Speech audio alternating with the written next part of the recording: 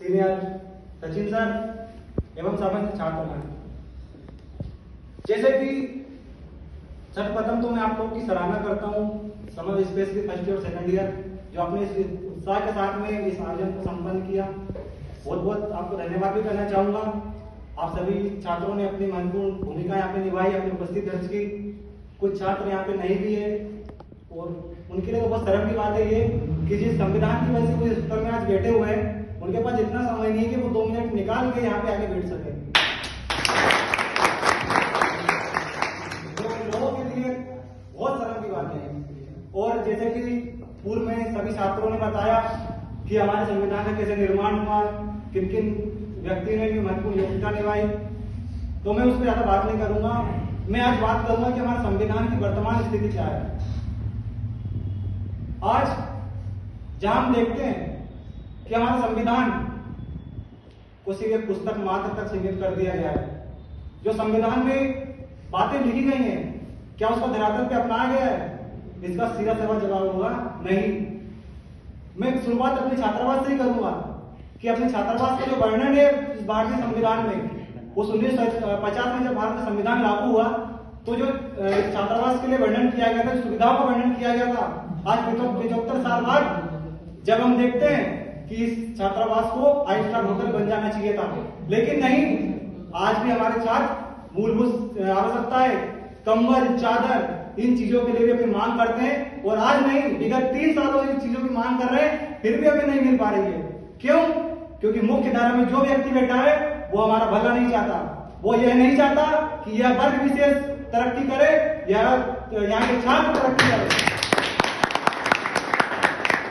और ये जो फर्स्ट ईयर के इस बार बच्चे आए, ये समस्या आप लोगों के साथ नहीं है। हम लोग जब आए थे हमने भी मांगे की, लेकिन हमको वो मांगे पूरी नहीं की गई। शासन के पास पैसा नहीं है क्या? शासन के पास बहुत पैसा है। शासन को बोल दो धार्मिक रैली निकालने की, शासन इतना बजट दे देगी। शासन को बोल दो सर वहां पे मंदिर बनवाना है, मूर्ति टूट गई, शासन वहां तुरंत पैसे दे देगा। लेकिन जो सबसे महत्वपूर्ण है शिक्षा, जो सबसे महत्वपूर्ण है छात्र, क्या शासन के लिए उसके पास पैसा है? नहीं है। 3 साल से हम तरस रहे हैं पैसे के लिए। सर जो हमारी मूलभूत आवश्यकता है कम से कम उसको तो आप पूरा कीजिए, लेकिन सरकार को पूरा नहीं कर रही है। और आप देख सकते हैं कि सरकार की जो मनुवादी सोच है उसका ये परिणाम है कि इस वर्ष हमारे छात्रावास को तोड़ने का आदेश दे दिया गया। ये लोग छात्रों की समस्या को नहीं हटा रहे हैं, ये लोग छात्रों को ही हटा रहे हैं। न छात्र रहेंगे न छात्रावास की समस्याएं रहेंगी। फिर भी मैं हमारे सभी सीनियर्स, हमारे सभी भाई आपकी सराहना करता हूं कि आपने इस प्रशासन से सीधे जाके लड़ा और उस प्रशासन को बताया कि नहीं, हम लोग अभी जिंदा है, बाबा साहब के बेटे अभी जिंदा है।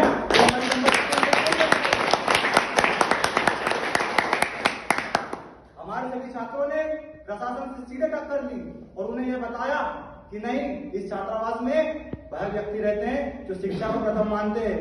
और आप देखिए कि शासन को मजबूरन यहाँ पे 10 बच्चों को एडमिशन, 10 बच्चे बहुत है क्योंकि 10 बच्चों से हमारा जो स्कूल है, जो हमारी नीति है वो कम से कम आगे तो बढ़ेगी। नहीं तो इस छात्रावास में अगर एक बच्चे का एडमिशन नहीं होता तो सेकंड ईयर वाले थर्ड ईयर में जाते, फिर वो वापस चले जाते, ऐसे करके छात्रावास समाप्त हो जाती। आप 10 बच्चे हो, ये बहुत गर्व की बात है और बहुत सराहनीय बात है कि आप लोग 10 बच्चे भी हो कम से कम छात्रावास चलेगी। तो ये बहुत अभी प्रेजेंट बात है। और जो हमारा भारतीय संविधान है, वर्तमान की सरकार या वर्तमान के जो भी लोग हैं इसको पूर्ण रूप से समाप्त करने में लगे हुए हैं। चाहे आप किसी भी चीज को उठा के देख लो, आज जो सबसे बड़ा पद है भारत के मुख्य न्यायाधीश का, आप देखिए कि जो भारत का मुख्य न्यायाधीश का पद है, आज उनके ऊपर जूता फेंकने जैसी हरकत की जा रही है। तो हम तो निम्न वर्ग के लोग हैं, हमारे साथ कैसे कैसे लोग कर सकते हैं? जब वो व्यक्ति इतनी मेहनत से उस पद तक पहुंचाए, इन लोगों को बात सहन नहीं हो रही है। ये लोग ये सब बात सहन नहीं कर पा रहे कि यार ये लोग तो पहले हमारी गुलामी किया करते थे, ये लोग पहले हमारे काम करा करते थे, आज ये इतने बड़े पद पर बैठकर हमें आदेश दे रहे हैं, तो वो इसको खत्म करना चाहते हैं। लेकिन मैं बता देना चाहता हूं सभी मानववादी सोचों को कि आज भी भारत के संविधान की रक्षा के लिए सभी लोग इकट्ठे होंगे। हम 90% है, इस देश के मूल निवासी हैं। इस संविधान पे अगर कोई याद आई तो सर्वप्रथम हम ही चलेंगे। आज भी आप अपने गांव में जाइए, हमारे जो आज भी निम्न वर्ग के लोग हैं, शिक्षित नहीं है, वह वर्ग आज भी उस मनीवादी सोच का शिकार है। जाति प्रथा आज भी गांव में चरम पे है। यहाँ तक कि जो हमारे वर्ग के लोग हैं वही अपने वर्ग के लोगों के साथ जातिगत शोषण करते हैं। दूसरे वर्ग की बात अब छोड़ दो। मैं अपने गांव की बताऊं तो मैं मेहरा घाट से आता हूं। मैं किसी से कोई छुपाना नहीं चाहता था, मैं मेहरा घाट से आता हूं, लेकिन मेरे जो निम्न वर्ग के हैं चमार जाति के, किसी को बुरा लगे तो मैं क्षमा चाहूंगा, चमार जाति के, तो मेरी मेहरा कास्ट के लोग ही चमार जाति के साथ जातिगत शोषण करते हैं। बताइए हम उनसे क्या एक्सेप्ट करेंगे? वो तो कर ही रहे हैं, लेकिन हमारी जाति के लोग भी आज हमारे साथ शोषण कर रहे हैं, क्योंकि ये जो हमारी सोच है इससे पहले उनके पास कोई और व्यक्ति जा चुका है। हम लोग हमारी बाबा साहब अम्बेडकर की विचारधारा है उन लोगों तक नहीं पहुंचा पाए, उससे पहले कोई अन्य सोच वहां तक चली गई है और उनके मन में, उनके ब्रेन को बोझ कर दिया गया है कि अरे तुम ये हो, अरे तुम वो, ये तुम क्या लगे उन सब चीजों में, शिक्षा विक्षा, ये सब तुम्हारा काम थोड़ी है। उस जो मनुवादी सोच है वह हमें पूर्ण रूप से गुलाम बना जाती है। आप देखिए कि जो धीरेन्द्र शास्त्री है वो हिंदू राष्ट्र की यात्रा निकाल रहा है। अब हिंदू राष्ट्र क्या है मैं आपको चंद शब्दों में उसका एक्सप्लेन कर दूंगा। हिंदू राष्ट्र वह है कि दलित पेड़ में होगा, स्त्री लिंग में होगी और आदिवासी जंगल में होगा और ब्राह्मण मंगल में होगा। ये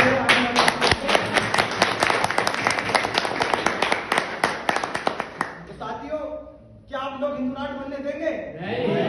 नहीं बनने देंगे, क्योंकि हमको वोट चाहिए जो हमें बराबरी का हक दे, हमें शिक्षा का हक दे, हमें समानता का हक दे, और वो हिंदू राष्ट्र नहीं देता, वो हमारा भारत का संविधान हमें देता है।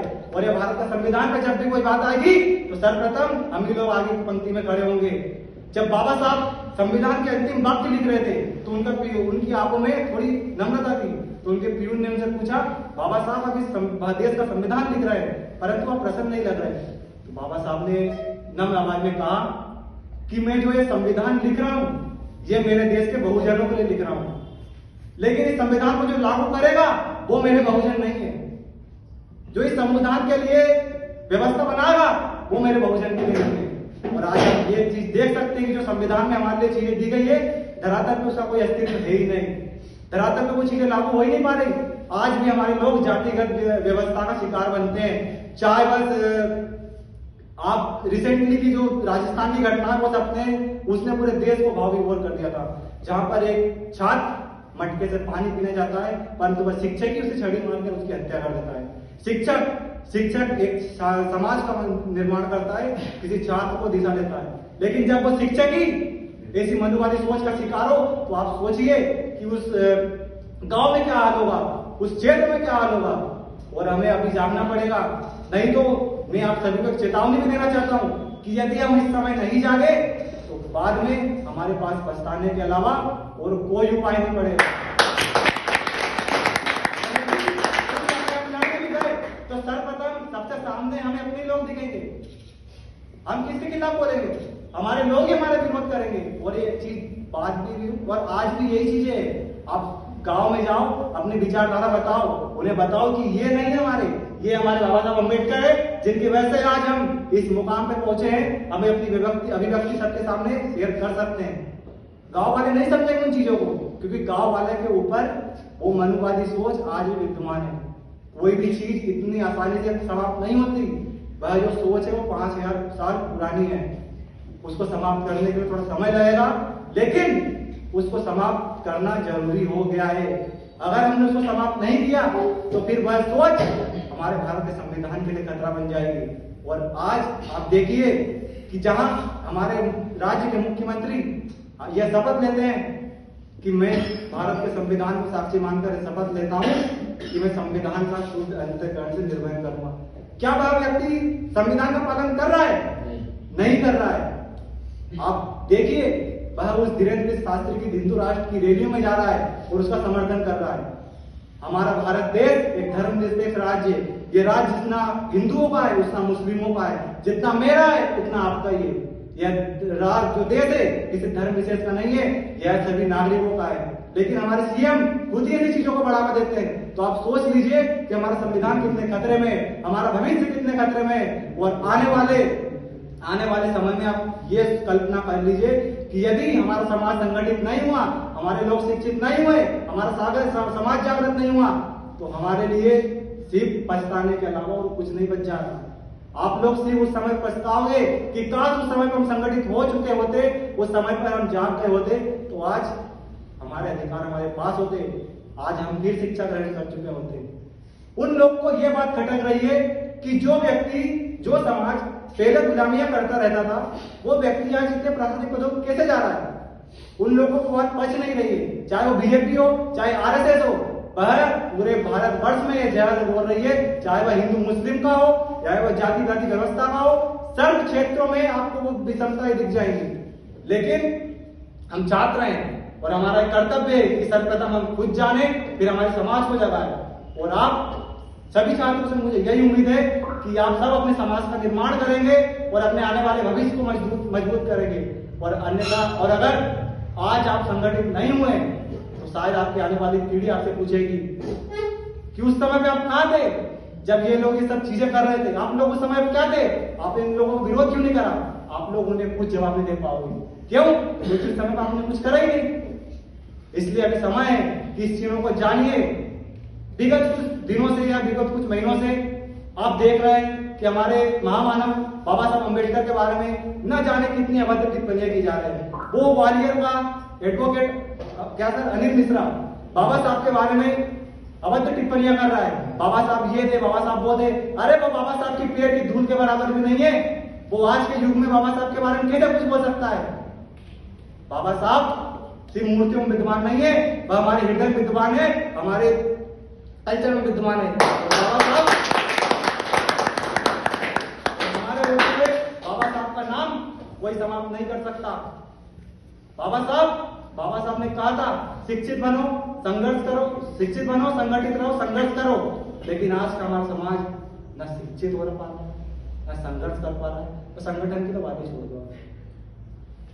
आज कि हमारे समाज के लोग कुछ रैलियां निकाल रहे हैं, कुछ ये कर रहे हैं, लेकिन ये हमारे समाज का सिर्फ 30 से 40% भाग है। जो हमारे समाज का 60% भाग है वो आज ग्राम में निवास करता है। और आप कभी गांव में जाओ तो गांव में वही व्यवस्था आज भी बनी हुई है। हम लोग किस चीज पे गर्व करते हैं? अरे मोबाइल की शिक्षा ग्रहण कर रहे हैं। हम लोग खाली यहाँ पे 10% से 20% लोग ही शहरों में लेकर शिक्षा ग्रहण कर रहे हैं, लेकिन जो एक बड़ा भाग है वो आज भी गाँव में विद्यमान है और जो मनुवादी व्यवस्था का शिकार हुआ जा रहा है। तो हमारा कर्तव्य है कि जो विगत में हमसे जो गलतियां हुई है हम उसको सुधारे और हमारे लोगों के पास जाएं और उन्हें बताएं कि जो हमारा समाज है ये बहुत खतरे में है, हमारा जो भविष्य है वो बहुत खतरे में है। और क्या आप इस मनुवादी व्यवस्था में लगे हुए हैं? क्या आप उस चीज को मानो जो आपको बराबर का हक देती हो? आप उस चीज को मानो जो आपको शिक्षा का अधिकार देती हो, ना कि वो चीज जो आपको जन्म से गुलाम बनाती हो। उस चीज को आप कभी मत मानो। और यह चीज हमेशा हमारा भारत का संविधान देता है। आज 26 नवंबर 2025 को हम भारत का संविधान 76 इसकी मना रहे हैं। तो ये सिर्फ काफी नहीं है, इससे पहले ही मना रहे हैं। ऐसा नहीं है कि संविधान दिवस आज हम लोग ही मना रहे हैं। आरएसएस के दफ्तर में संविधान दिवस मना होगा, बीजेपी के दफ्तर में भी संविधान दिवस मना होगा, वो सभी मनुवादी व्यवस्था के संस्थानों में संविधान दिवस मना होगा। अंतर क्या हो रहा है? क्या ये दिवस मनाने तक हम सीमित रहेंगे? नहीं, ये दिवस मनाने तक हम सीमित नहीं है। हमारा कर्तव्य ये है कि हम हमारे समाज में जाए और समाज के लोगों को बताएं कि नहीं, हमारे समाज पे बहुत बड़ा संकट आ चुका है और उसके लिए हमें संगठित होना पड़ेगा, शिक्षित होना पड़ेगा। अंत में इतना ही कहना चाहूंगा साथियों कि अभी जाग जाइए, समाज को जगाइए, शिक्षित बनिए, संगठित हुई है, संघर्ष कीजिए। जय भीम, जय संविधान।